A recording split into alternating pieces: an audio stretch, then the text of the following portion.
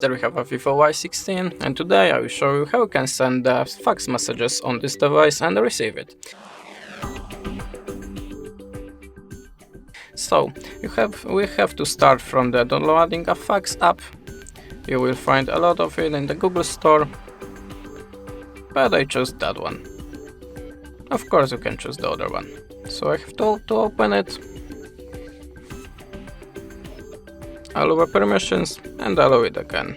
How you can see now we are in the send fax mode, so you can choose the file by clicking this little plus and choose the source of your file. You can choose the image from the gallery, PDF, or just take a photo. I will take a photo.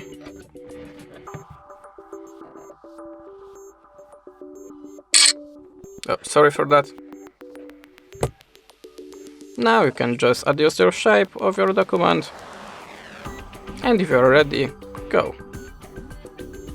Now you can choose the filter of it and add a signature or a text. If you are ready, click here. And now by this little plus you can add any other file, and if you want to send just one, just type a number here, and optionally you can add a text.